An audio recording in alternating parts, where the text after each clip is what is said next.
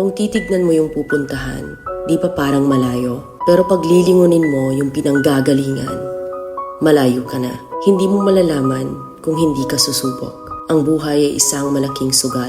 Kung lagi kang takot sumugal sa isang bagay dahil takot kang mawalan, mauubos lang kung anong meron ka. Kung hindi ka mawawalan, hindi ka rin magkakaroon. Kung ano man ang mga desisyon mo ngayon, yun ang magiging buhay mo bukas. Lakasan mo lang yung loob mo.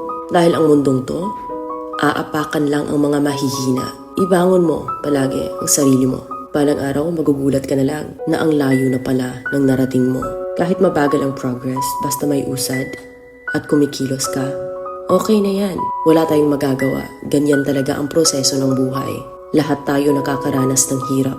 Hindi natin alam kung hanggang kailan tayo dito sa mundo. Kaya mas piliin mo maging mabuting tao. Ang pinakayaman na maituturing natin sa sarili ay ang ating mga pangarap. Kapag handa kang abutin yung mga pangarap mo, hinding-hindi ka maghihirap. Kung lagi kang may pinagdaanan sa buhay or pagsubok, pruweba lang yan na isa kang magiting na sundalo. Sa mga pagsubok, diyan ka aangat, diyan ka babaguhin. Yung tatag mo,